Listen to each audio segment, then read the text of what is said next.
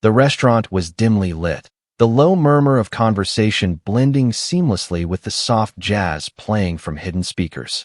The scent of freshly baked bread and seared meat filled the air, but I barely noticed any of it. My focus was on her, my wife, Claire, seated across the table, smiling in a way I hadn't seen in years. But that smile wasn't for me. I shouldn't have heard it. I wasn't meant to hear it. We were at this little French bistro, one of Claire's favorite places. We had come here for anniversaries, birthdays, and quiet nights when we just wanted to enjoy each other's company.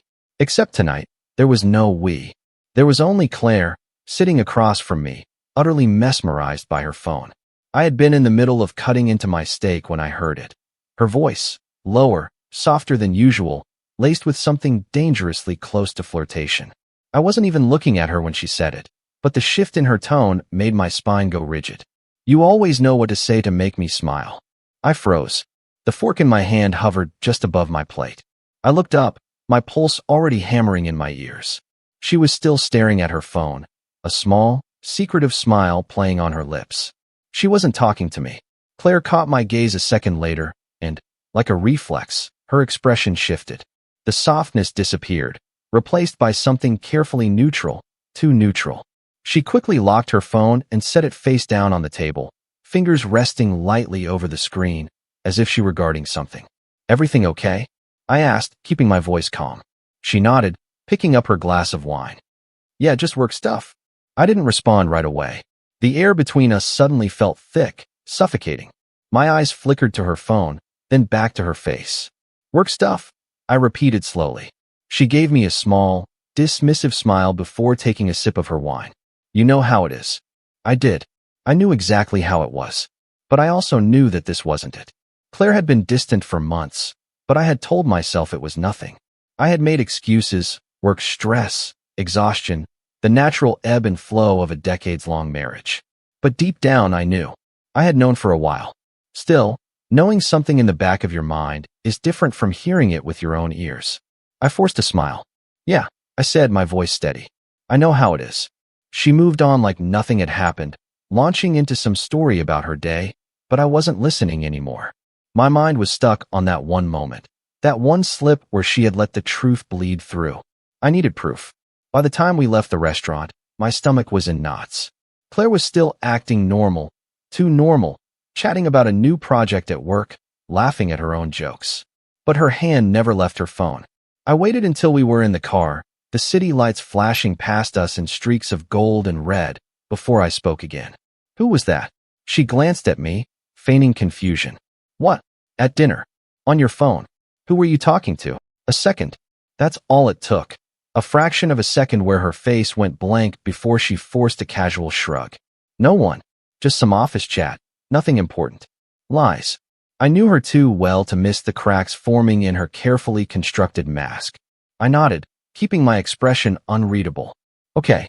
And then I let it go. I saw the relief flicker across her face before she turned her attention back to the road, completely unaware that I had just decided to find the truth myself. That night, Claire fell asleep quickly, her back turned to me, as if it were just any other night. But it wasn't. I lay awake, staring at the ceiling, the weight of realization pressing down on my chest like a vice. My wife, the woman I had loved, built a life with, raised children with, was lying to me. And what terrified me most was how easily she did it. At some point, I got up. Quietly, carefully, I made my way to her nightstand, where her phone was charging. My heart pounded so hard I could hear it in my ears. I wasn't the type to snoop. In all our years together, I had never felt the need. Until now. Her phone was locked, but I knew the passcode. I had known it for years. But as I hovered my finger over the screen, something stopped me. What if I found exactly what I feared? What if there was no way to come back from this? I closed my eyes, took a deep breath, and unlocked the phone. The first thing I saw was the text thread. I didn't recognize the number, but I didn't need to.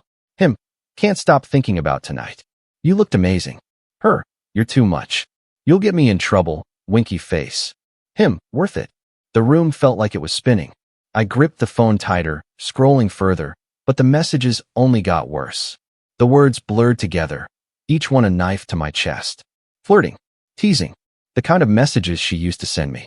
And then, at the very bottom, One single text that shattered whatever hope I had left. Him. Next time, stay the night. I stared at it, my breath caught in my throat, my entire body numb. The world had gone quiet. Claire shifted in bed beside me, murmuring something in her sleep, completely oblivious to the fact that in this moment, our entire life had changed. I stood there for what felt like hours, the phone still clutched in my shaking hand. And then, slowly, deliberately, I put it back. I crawled into bed beside my wife, feeling like a stranger in my own life. And I lay there, staring into the darkness, as a single thought settled in my mind, cold and absolute. This wasn't over. I didn't sleep that night. I couldn't. I lay there, listening to Claire's slow, steady breathing, the woman beside me completely unaware that I had seen everything, that I knew, that something inside me had shifted permanently. For 35 years, I had been her husband, her partner, the man she leaned on through every high and low. And yet, here she was, sending late-night texts to another man, sneaking around like a teenager caught in some pathetic affair. But what kept me awake wasn't just the betrayal. It was the question clawing at the edges of my mind. Who else knew? By morning, Claire was acting normal. She kissed my cheek when she left for work, ruffling my hair like I was some loyal old dog who would sit and wait for her to come home. I forced a smile, watching her walk out the door, then waited until I heard her car pull away before moving. I needed answers. I started small, our phone bill. It had never crossed my mind to check it before. Why would it? We were married. We shared everything. But as I sat at the kitchen table, scrolling through the call logs, my stomach twisted. His number was everywhere. Calls at night when I was asleep. Calls in the morning when she was running errands. Calls that lasted for nearly an hour when she was supposed to be at work. My hands clenched into fists. I had expected texts, but calls. Long ones. What the hell was she talking about for hours? I kept digging. I scrolled back through months of records, my pulse hammering harder with each new discovery. It had been going on for almost a year. A year. I exhaled sharply, leaning back in my chair. My entire body felt like it had been hollowed out. It wasn't just a stupid mistake. It was a life she had been living behind my back. And then, just when I thought it couldn't get worse, I found something else. Two other numbers stood out. Our kids. Ryan and Julia. They had been in contact with Claire more frequently over the past few months.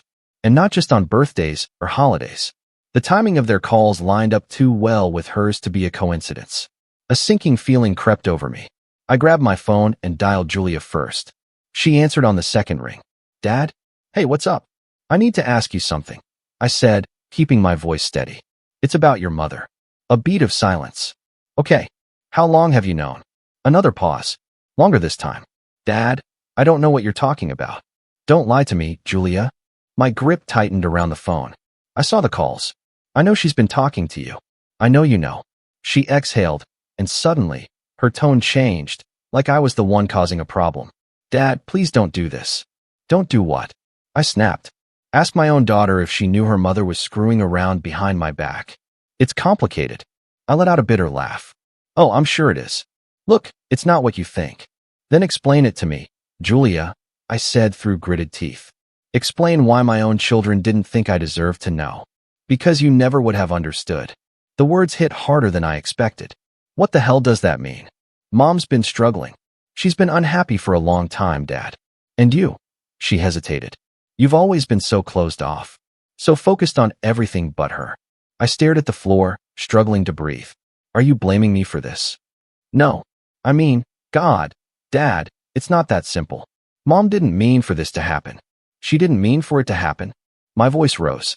What? She tripped and fell into another man's bed. Give me a break, Julia. She was lonely, Dad. The words cut deep. And I wasn't. Silence.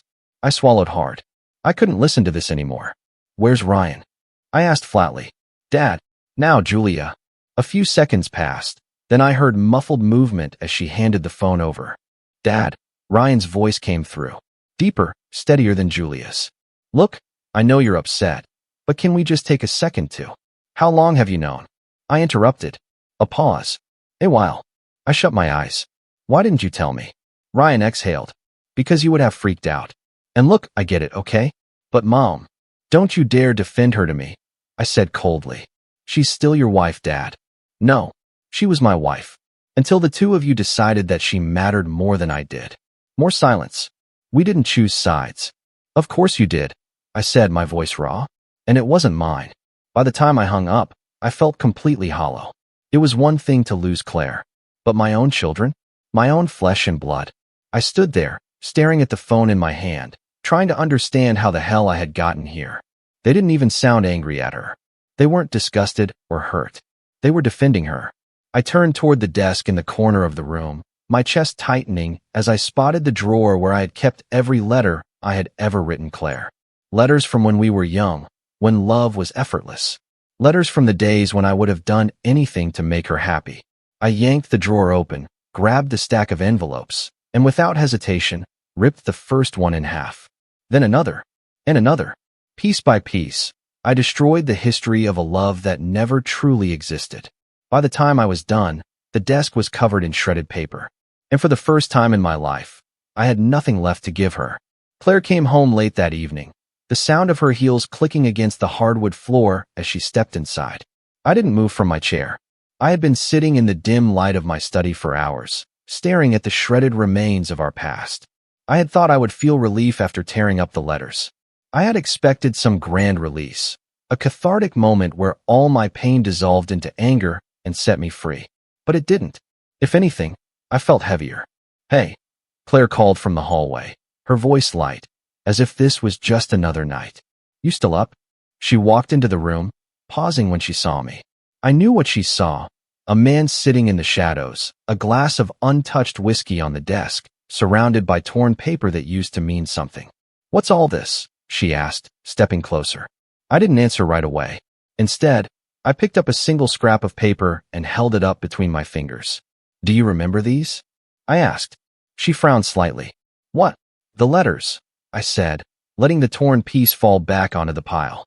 I used to write you letters all the time. When we were younger. When we still believed in each other. Something flickered across her face, an emotion I couldn't quite place. Adam. I kept them, I cut in. Every single one. And tonight, I sat here and read them again. Do you know what I realized? Claire didn't speak. I leaned back in my chair, exhaling slowly. I was always the one trying. Always the one fighting to keep us together. And you? You let me. She shifted uncomfortably, her eyes darting to the destroyed letters. I don't know what you want me to say. You could start with the truth, I said, my voice quiet but firm. How long were you going to keep lying to me? Claire swallowed. She had always been good at masking her emotions, but I saw the cracks forming. I didn't mean for it to happen, she said softly. I laughed, an empty, hollow sound that didn't belong to me. That's what Julia said too. And Ryan. Funny how you all have the same excuse. Her head snapped up, her face pale. You talked to them? Of course I did. I pushed myself up from the chair, feeling the weight of exhaustion settle into my bones. I had to hear it from them since my wife didn't have the decency to tell me herself. Claire looked away, crossing her arms over her chest. It wasn't like that. Then tell me, Claire, I said, stepping closer. What was it like? She hesitated.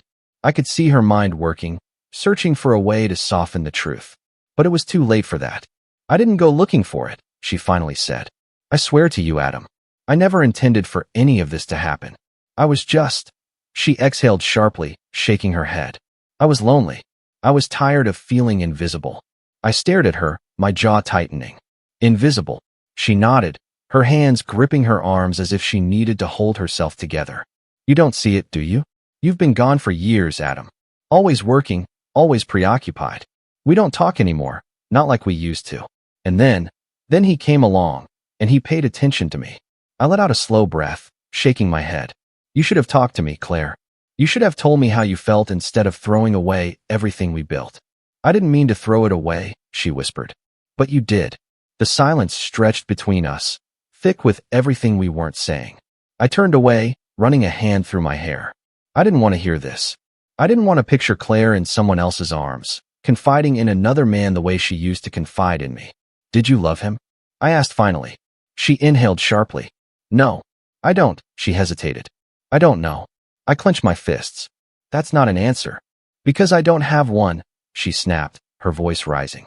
I don't know how it happened, Adam. One day I was fine, and the next I wasn't. I was just so tired of feeling like nothing I did mattered. So you found someone who made you feel special. She flinched. It wasn't just that. Then what was it? Claire opened her mouth, then closed it again. She had no answer. I exhaled, shaking my head. It doesn't matter. None of this matters anymore. She took a step forward. Adam. No, I cut her off. You don't get to say my name like that. Like you still have the right. She looked stricken, her eyes glassy. For the first time, she looked scared. What happens now? She asked, her voice barely above a whisper. I stared at her for a long moment, then glanced at the pile of torn letters on the desk. Now, I said, my voice steady. Now, I stopped pretending there's anything left to save. Claire let out a shaky breath, nodding slowly. I never wanted to hurt you, she murmured. I met her gaze, my expression unreadable. You didn't just hurt me, Claire. I gestured around the room. You burned down everything we had. And the worst part? You let our children help you light the match. Tears slipped down her face, but I felt nothing. Not anger, not sadness, just emptiness. I walked past her, stopping in the doorway. I didn't look back. Get some sleep, I said. You're going to need it. And with that, I left her standing in the wreckage of what used to be our life. The morning was unnervingly quiet. I woke up early, long before Claire stirred, and sat at the kitchen table with a cup of coffee growing cold in my hands. The house felt different now, emptier, like the air itself had shifted in the night. I listened to the hum of the refrigerator, the distant sound of cars passing outside, the occasional creak of the floorboards as the house settled. It was strange how something as small as the truth could change everything. I heard Claire moving upstairs, the muffled sound of water running as she showered. I imagined her standing there, head tilted forward, hot water streaming down her back, trying to wash away the weight of what she had done. But some stains don't come out. I wasn't ready to face her again, not yet. I needed to clear my head. I grabbed my keys and left the house without a word. I drove aimlessly for a while, letting the roads take me wherever they wanted. The sun was still low in the sky, casting a golden glow over the quiet streets. I passed familiar places. Our old coffee shop, the park where we used to take the kids when they were little, the diner where we had spent countless Sunday mornings reading the paper over eggs and toast. It was all still there, unchanged. But we weren't. Eventually, I pulled into a parking lot overlooking the river. The water was calm, reflecting the sky like glass. I leaned back in my seat, staring at it, trying to process everything. Claire had confessed. That was something. But it wasn't enough. Not after everything. And the kids. That was the part that cut the deepest. I had expected Claire's betrayal to hurt. I had prepared myself for that, as much as anyone could. But Ryan and Julia? Their words had lodged themselves deep inside me, a wound I wasn't sure would ever heal. You never would have understood. She was lonely, Dad. You were always so closed off. I clenched my jaw, gripping the steering wheel so tightly my knuckles turned white. I had always thought I was a good father. Not perfect, not by any means, but I had done my best. I had provided for them, protected them, been there whenever they needed me. And yet, when their mother strayed, when she made the choice to destroy our family, they defended her. Not me. Not the man who had spent his life trying to give them everything. I exhaled slowly, forcing myself to unclench my fists. Fine. If they wanted to pick sides, I would let them. But I wasn't going to go down quietly. By the time I returned home, Claire was in the kitchen, dressed, and ready for the day. She turned when I walked in, watching me carefully. You left early, she said. Needed some air. She nodded as if she understood, but there was tension in her shoulders. She was waiting for something. For me to tell her what came next.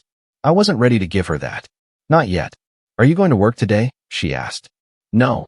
She hesitated. What are you going to do? I met her gaze. What I should have done a long time ago.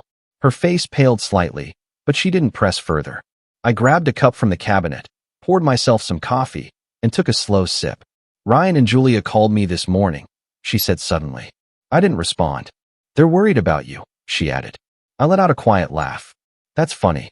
They didn't seem all that worried when they were telling me this was my fault. Claire flinched. They didn't mean it like that. Didn't they? I set my cup down with a little too much force. They didn't just take your side, Claire. They acted like I was the villain in this. They love you, she said, stepping closer. They just don't know how to process this. I stared at her, studying the way she wrung her hands, the way her eyes darted toward the floor. She was afraid. Good. You should have told me, I said quietly. I know. But you didn't. And now, they see me as the problem. Not you. She swallowed. I never wanted that. Doesn't really matter what you wanted, does it? Silence. She looked like she wanted to say something else, but I didn't give her the chance. I walked past her, heading upstairs to our bedroom. I had work to do. The first thing I did was empty the drawers. All the little pieces of a shared life, the photographs, the anniversary cards, the souvenirs from vacations long past. I pulled them out one by one, stacking them neatly on the bed. I wanted to see it. I wanted to look at every moment we had built together and remind myself that she was the one who destroyed it. A wedding photo. Our smiles so bright, so full of promise. Gone. A handwritten note she had once left in my briefcase, telling me she loved me. Gone. A picture of us holding the kids when they were little, their tiny faces pressed against ours. I hesitated. That one hurt the most. But it didn't change the truth. I set it aside. Downstairs, Claire was on the phone. I heard the low murmur of her voice, but couldn't make out the words. I knew who she was talking to. Julia. Or maybe Ryan. It didn't matter. They had already made their choice. I opened my closet and grabbed a suitcase. The zipper sounded impossibly loud in the quiet of the room. Piece by piece, I packed my life away. Not all of it. Just enough. Just enough to remind her that this was real. That I wasn't going to sit here and let her dictate how this ended. She wanted to tear our life apart. Fine. But I was going to make damn sure she felt every second of it. I zipped up the suitcase and took one last look around the room. Then I walked downstairs, past Claire, past the memories still clinging to the walls. I didn't say a word. I just walked out the door. And for the first time since this nightmare started, I felt like I was the one in control. I didn't go far. I drove for a while, taking back roads, letting the motion of the car steady me.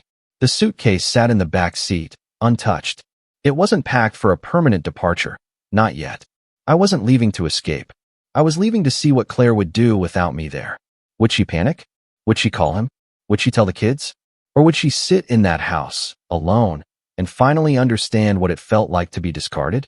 It was nearly noon when I pulled into the parking lot of a small diner just outside of town. The kind of place with faded booths and a waitress who called you Han, whether she knew you or not. I needed coffee. I needed time to think. But as soon as I stepped inside, my phone buzzed. I pulled it from my pocket, expecting Claire. Expecting Julia. Expecting someone who had already betrayed me. But the name on the screen was unfamiliar. I frowned, hesitating for a moment before answering. Yeah. A pause. Then a voice, a man's voice. Adam. I didn't recognize him, but something in his tone made my stomach tighten. Who is this? I asked. Another pause. Then, quietly, my name's Daniel. I stiffened. You don't know me, he continued, his voice careful, hesitant. But I think we need to talk. I walked back outside, gripping the phone tighter. About what? About Claire. For a moment, the world around me went still. I don't have anything to say to you, I said coldly. No, he exhaled. I'm not who you think I am. I'm not the guy she's been seeing. That stopped me. What? I'm not the guy, he repeated. But I know him, and I know what he's doing. My pulse slammed against my ribs. Who the hell are you? He hesitated again. I was married. To someone just like Claire. I stayed silent, waiting. The guy she's seeing? His name is James. And he's done this before. Something cold slid down my spine. What do you mean? I mean, Daniel said, his voice grim. He finds women like Claire. Lonely, vulnerable. He makes them feel special. And then he takes everything from them. I swallowed hard. What are you saying exactly? I'm saying your wife isn't his first. And she won't be his last. I met Daniel that afternoon. He was younger than me, maybe mid-40s, with tired eyes and a weariness that felt familiar. We sat in a quiet corner of the diner, two men who had never met, connected only by the same kind of pain. How do you know James? I asked. Daniel stirred his coffee, watching the liquid swirl. Because my wife was with him 2 years ago. I didn't speak. Same story, he continued. She thought she was in control, thought she had found something real. But James doesn't do real. He does manipulation. He makes them feel like he's their escape, their second chance at life. He finally looked at me. And then, when they've given him everything, he leaves. I clenched my jaw. Claire says she doesn't love him, I muttered. Daniel exhaled sharply, shaking his head. Doesn't matter. He's not after love. I leaned forward. Then what is he after? Control, Daniel said simply. And if he can get it, money. The words hit me hard. He drained my wife's accounts before she even realized what was happening, he went on. Convinced her he was in trouble, that he needed help. She wired him thousands. And the second he got what he wanted, he disappeared. Left her with nothing. And the worst part, he let out a humorless laugh. She still defended him. I felt my hands tighten into fists beneath the table. Claire doesn't have that kind of money, I said. Maybe not, Daniel replied. But you do. I stilled. He's not just using her, Adam, Daniel said quietly. He's using your life, your stability, your years of hard work. And if you let him, he'll take everything. I drove home in silence. Daniel had given me a name, a last name, and an address. James Weston. The pieces started falling into place. The unexplained withdrawals Claire had made, the way she had seemed on edge lately, the way she had immediately defended him when I confronted her. She had already given him something. The question was, how much? By the time I pulled into the driveway, the sky had darkened. The house was quiet when I stepped inside. Claire was in the living room, curled up on the couch, staring at the television. But she wasn't really watching it. She turned when she heard me. Where did you go? She asked softly. Out, I said. She studied me, trying to read my expression. Are you staying? I didn't answer right away. Instead, I walked over, sat down across from her, and folded my hands in my lap. Tell me about James, I said. Her eyes widened. What? Tell me what you gave him, Claire, I said, my voice even. And don't lie to me. Not anymore. She looked away, her breathing unsteady. I don't know what you mean. Try again. She swallowed hard. It wasn't, she shook her head. It wasn't like that, Adam. He wasn't. He's done this before, I said, cutting her off. Did you know that? She paled. He's used other women, manipulated them, took their money and ran. That's who you threw your marriage away for. Claire's eyes filled with something I hadn't seen before, fear. No, she whispered. He wouldn't do that to me. I let the silence stretch, watching as realization crept in, as the cracks in her denial started to show. What did you give him, Claire? I asked again. Her face crumpled. I don't know, she choked out. I don't know how I let it happen. And for the first time since this nightmare began, I saw it. Genuine regret. Not just for hurting me, but for being played. She had been so sure she was the one in control. But now she understood. Now she knew what it felt like to be the fool. Claire sat frozen on the couch, her fingers gripping the fabric of her sweater like it was the only thing keeping her from falling apart. The television flickered in the background, casting shifting shadows across her face, but she wasn't paying attention to it. She was staring at me. He wouldn't do that to me, she whispered again, as if saying it enough times would make it true. I leaned back in my chair, watching her carefully. That's what Daniel's wife thought too. Her breath hitched. Who's Daniel? She asked, her voice barely above a whisper. Someone just like me, I said. Someone whose wife thought she was special, thought she was different.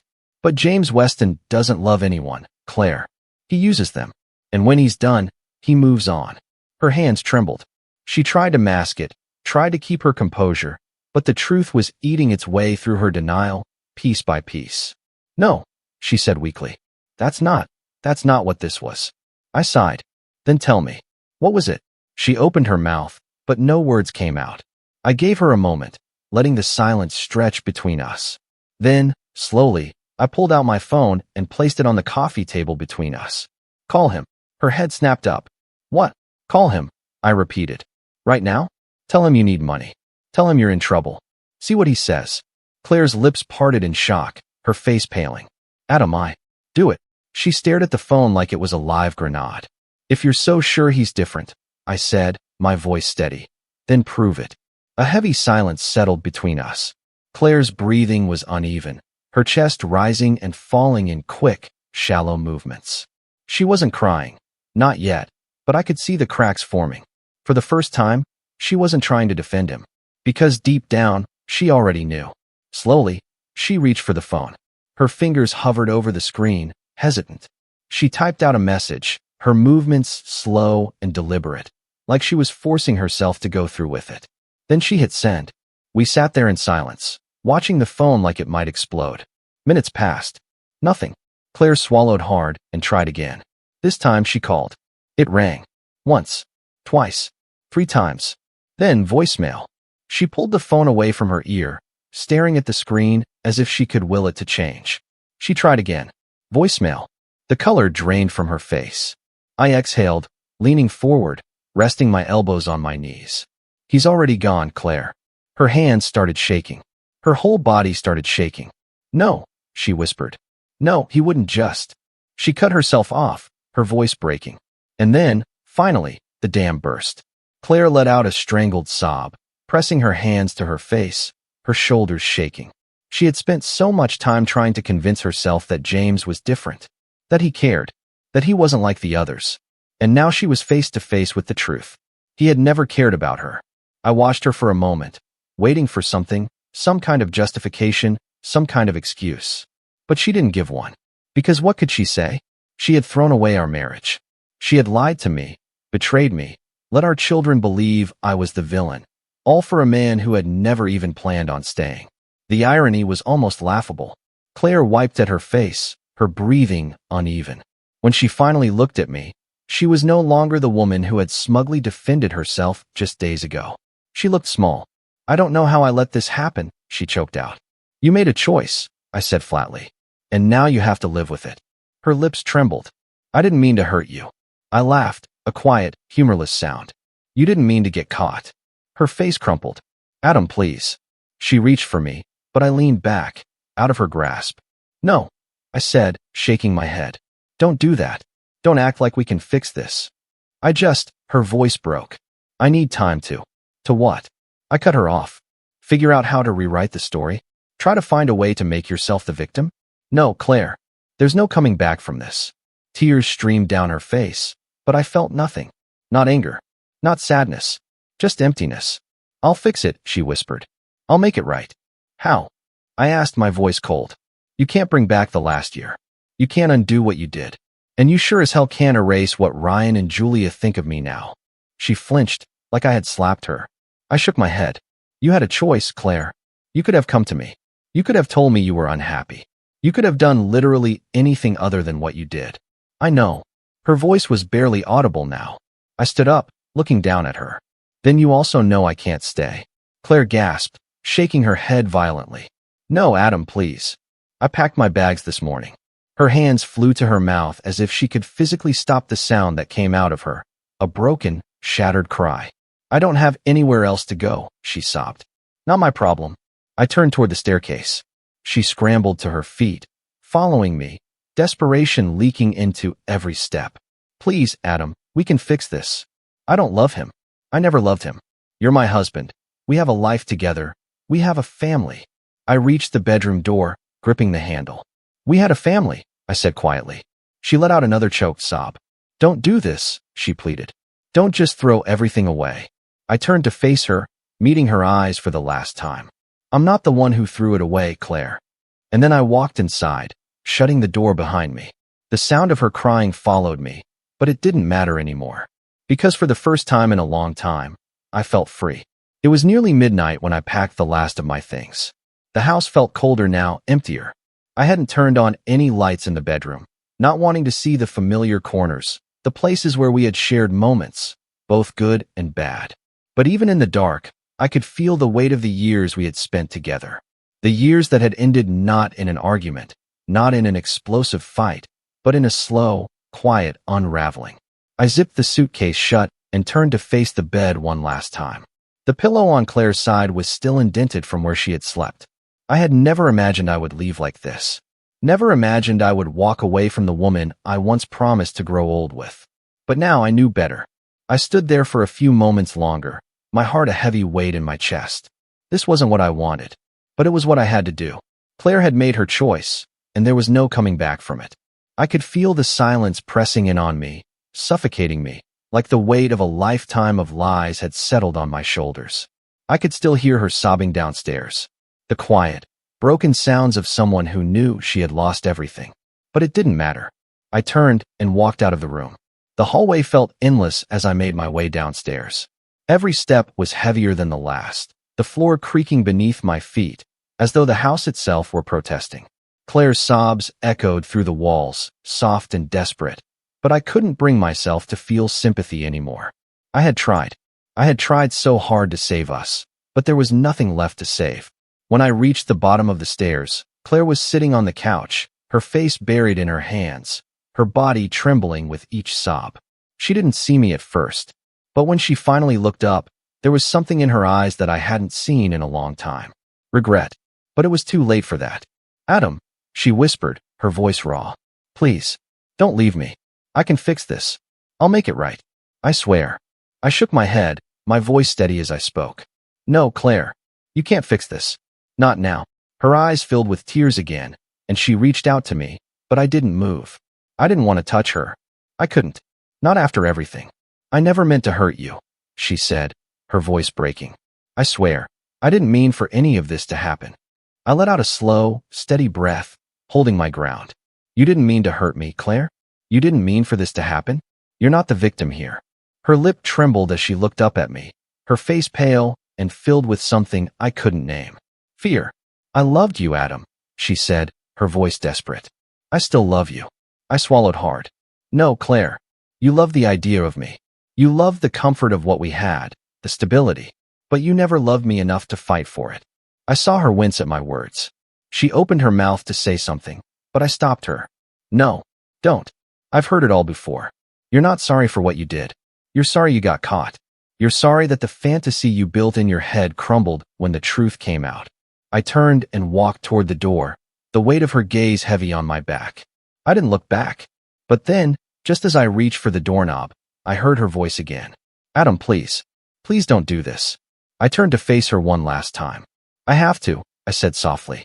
Because if I stay, I'll be the one who's lost. And I'm done losing. Her eyes filled with tears again, and she took a step forward, but I held up my hand. You had your chance, Claire, and you chose him. Now I'm choosing me. I opened the door, stepped out into the cold night air, and closed it gently behind me. The sound of the door clicking shut felt final. It felt like the end of everything, but it also felt like the beginning of something new. I didn't know where I was going or what I was going to do next. I only knew one thing. I couldn't stay there. I couldn't stay in that house, with its memories, its ghosts, its lies. I had to leave it all behind. The road stretched out before me, and I drove. No destination in mind, no plan. Just the need to get away. I let the miles roll by, the sound of the tires on the asphalt a steady rhythm in my ears. The night was clear, the stars shining overhead, distant and indifferent. The world around me felt so vast, so open. For the first time in a long time, I felt free. I didn't know where I would go, but I knew one thing. I was done waiting for things to get better. I had spent so much of my life waiting, hoping, believing that somehow things would turn around. That Claire would wake up, that our family would heal. But there was no healing from this. There was no going back. And that was okay. As I reached the outskirts of town, I saw a small diner, its neon sign flickering in the night. I pulled into the parking lot, stepped out of the car, and walked inside. The bell above the door jingled as I entered, and the warm smell of coffee and fried food hit me. It was the kind of place where time didn't matter, where you could sit at the counter and forget the world for a little while. I sat down at the counter, ordered a coffee, and waited. The mug was warm in my hands, and for the first time in what felt like forever, I didn't feel like I was holding on by a thread. I was free. The door opened, and a man walked in, just a regular guy, looking like he had his own story to tell. He looked at me, nodded, and sat down 2 stools away. He was quiet, like he was lost in his own thoughts, but there was a peace about him. I didn't know his name, but in that moment, it didn't matter. We were both just people, trying to make sense of a world that didn't always make sense. And for the first time in a long time, I felt like I could breathe again.